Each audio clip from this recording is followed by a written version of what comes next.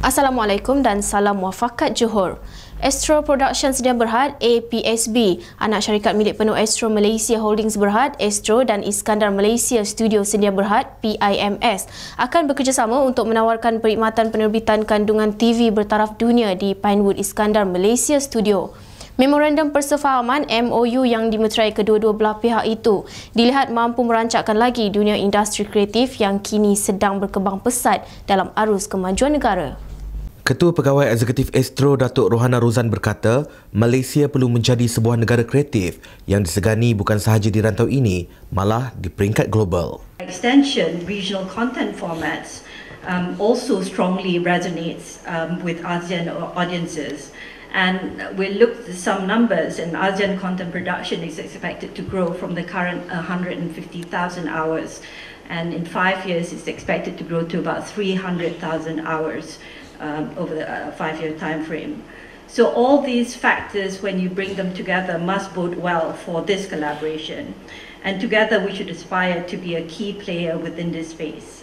Beliau berkata demikian ketika berucap pada majlis menandatangani Memorandum Persefahaman MOU antara APSM dan IMS di Pinewood Iskandar Malaysia Studios Nusa Jaya. Majlis itu turut disaksikan oleh Menteri Komunikasi dan Multimedia Datuk Seri Ahmad Syabri. Menerusi perjanjian 5 tahun itu, IMS dilantik menjadi pembekal eksklusif, kelengkapan dan perkhidmatan untuk penerbitan kandungan televisyen di 2 studio televisyen definisi tinggi HD. Manakala APSB komited untuk menjalankan penerbitan sekurang-kurangnya 4,500 jam setiap tahun di situ. Kerjasama Astro dan IMS akan memberikan peluang kepada penerbit-penerbit tempatan membangunkan kemudahan bertaraf antarabangsa yang terdapat di Pinewood Studio. Menurut Ketua Pegawai Eksekutif Pinewood Studio, Rezal A. Rahman, pihaknya mempunyai sasaran untuk merangsang pembangunan ekosistem kreatif bagi meningkatkan kemahiran generasi baru terutama dalam industri itu di Iskandar, Malaysia. Clients of Pinewood Iskandar Malaysia Studios already attracted to one of the best production facilities in the region, and the Film in Malaysia incentive will be assured of an experienced and reputable team backed by an entire suite of equipment for hire ranging from HD cameras to a multi-million ringgit outside broadcast truck. This one-stop shop for clients is critical in delivering a world-class offering. Susulan pelaksanaan kadar tol baru di Kompleks Kastam, Immigration dan Kuarantin CIQ, pengguna yang merasakan tidak adil dikenakan tol walaupun tidak menggunakan lebuh raya penyuraian Timur Johor Bahru EDL, mereka diminta memahami terlebih dahulu jalan sekitar yang menghubungkan CIQ. Menteri Kejaraya Datuk Fadilah Yusof berkata hasil kutipan tol itu adalah untuk menyelenggara jalan di sekitar berkenaan termasuk jalan lingkaran dalam dan jalan tebrau yang sudah diwartakan sebagai sebahagian laluan EDL. Semua lingkaran tersebut sekarang ini di bawah bidang kuasa EDL. Maknanya EDL merangkumi dua perkara lah. Satu ialah dia punya elevated highway. Satu lagi semua jalan lingkaran. Sekarang ini dah digazet sebagai sebahagian daripada CIQ. Jadi maknanya syarikat sekarang ini kena maintain bukan saja di elevated highway, tapi semua yang dah digazet sebagai jalan lingkaran yang menghubungi part of CIQ itu perlu di-maintain. Sebab itu sebahagian daripadanya ialah untuk maintenance jalan-jalan tersebut, upgrading dan sebagainya.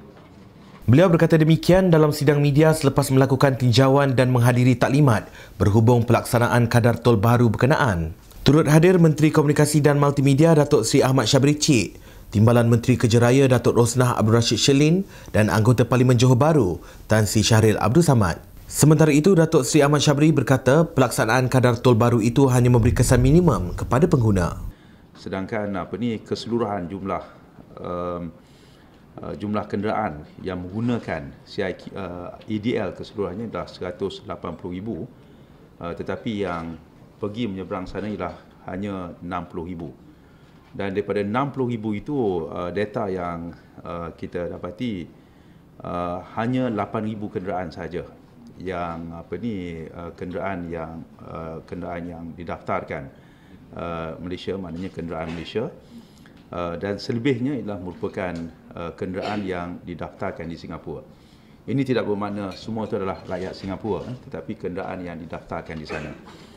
Jadi dalam soal ini kita rasakan bahawa kesan kepada keseluruhan sistem ini dari segi kenaikan dan tol dan sebagainya kepada kenderaan Malaysia, kita rasa tidaklah begitu besar. Beliau berkata pelaksanaan kadar baru itu juga dipercayai tidak membebankan rakyat Malaysia yang membeli kenderaan di Singapura memandangkan kesanggupan mereka memiliki kenderaan itu. Tetapi sudah tentu ada beberapa perkara yang saya kira rakyat perlu faham bahawa mereka yang memilih untuk memiliki kenderaan Singapura mungkin ada beberapa sebab, ya.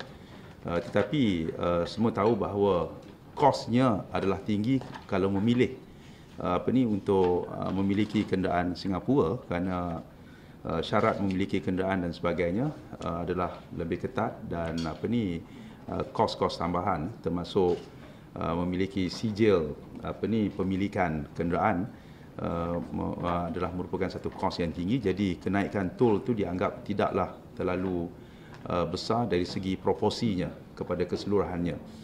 Dan sudah tentu akan ada beberapa isu lain. Mereka memilih untuk memiliki kenderaan Singapura bermakna mereka sanggup membayar road tax yang jauh lebih tinggi di sana kalau berbanding di sini. Tetapi bila mereka menggunakan kenderaan di sini, mereka memilih untuk tidak membayar road tax, tetapi sekiranya mengungut tentang kenaikan tol di sini, sudah tentu ini adalah antara perkara yang kita nak tahu lebih mendalam lagi. Kalau sanggup memiliki kereta yang lebih mahal, sanggup membayar road tax yang lebih mahal dan tak membayar road tax di sini, jadi apakah alasan-alasan lain sekiranya mereka merasakan ini adalah sesuatu yang sangat membebankan. Ke berita tempatan lain. Menjelang musim haji tidak lama lagi, jemaah haji Johor dinasihatkan sentiasa menjaga kesihatan masing-masing sepanjang menunaikan ibadah itu. Ini susulan penularan virus MERS-CoV atau sindrom pernafasan Timur Tengah. Menteri Besar Johor Datuk Muhammad Khalid Nordin berkata sebagai langkah berjaga-jaga, jemaah diminta mendapatkan rawatan awal sekiranya mengalami sebarang masalah kesihatan.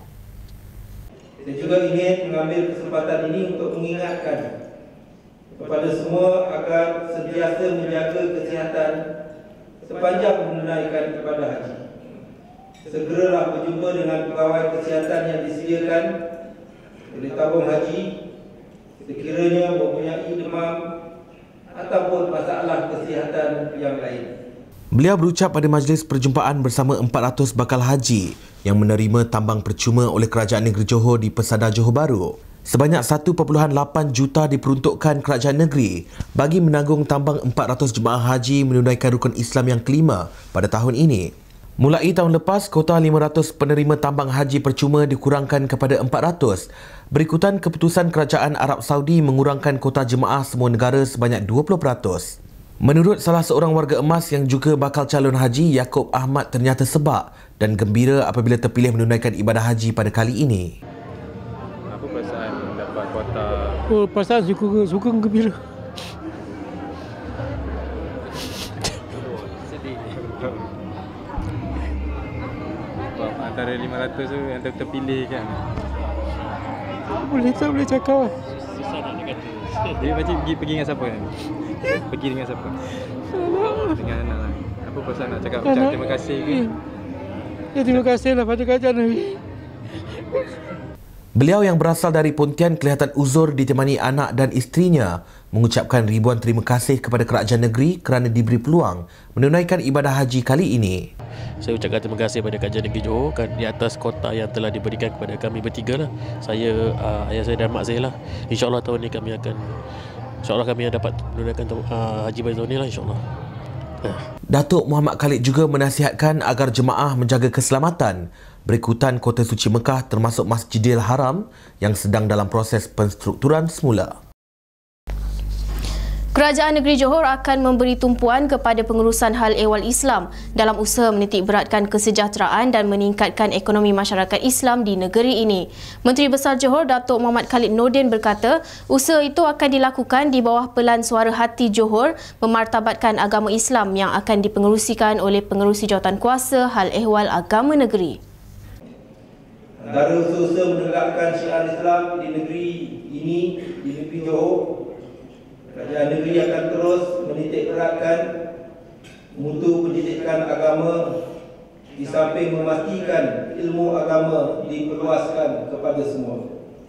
Disasarkan hampir 100 buah program dakwah dilaksanakan setiap tahun bagi membendung masalah kurangnya ilmu agama selain menghindari isu akidah dan ajaran sesat di kalangan masyarakat Islam. Di bawah inisiatif itu, kerajaan negeri akan memastikan industri halal yang mapan, pembangunan masyarakat saudara baru, pendidikan agama yang diiktiraf dunia, pengurangan gejala sosial dan institusi mahkamah syariah yang cekap. Kementerian Komunikasi dan Multimedia menggesa orang ramai supaya tidak membuat kabar angin berhubung wujudnya virus Ebola di negara ini, seperti dilaporkan menerusi media sosial.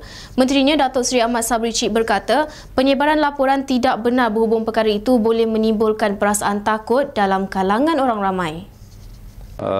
Diharap tidak ada orang yang cepat membuat membuat kabar angin yang tak benar kerana ia boleh menimbulkan rasa takut pada orang lain atas perkara yang tidak berasas. Saya akan dapatkan maklumat tentang soal tersebut. Jangan ya. Saya rasa semua orang kena berhati-hatilah. Datuk Seri Ahmad Syabri berkata demikian kepada pemberita selepas menghadiri majlis menandatangani perjanjian persefahaman MOU antara Astro Production Sdn Bhd APSB dan Iskandar Malaysia Studios IMS Sdn Bhd di Nusa Jaya. Beliau diminta mengulas mengenai tindakan Kementerian Kesihatan yang akan membuat laporan kepada Suruhanjaya Komunikasi dan Multimedia SKMM bagi menyiasat serta mengambil tindakan terhadap individu yang sengaja menyebarkan laporan palsu mengenai wujudnya virus Ebola di negara ini. Tambah beliau, pihaknya masih belum mendapat maklumat berhubung perkara itu dan mahu setiap perkara yang dilaporkan menerusi media sosial disahkan terlebih dahulu. Saya belum dapat maklumat tentang perkara tersebut. Ianya perlu diverifikasi, perlu disahkan, perlu disahihkan dalam apa saja yang keluar dalam media sosial. Sekian dari Akid Abdul Razak untuk edisi Buletin Selatan. Terus menonton kami untuk paparan berita terkini. Salam takzim.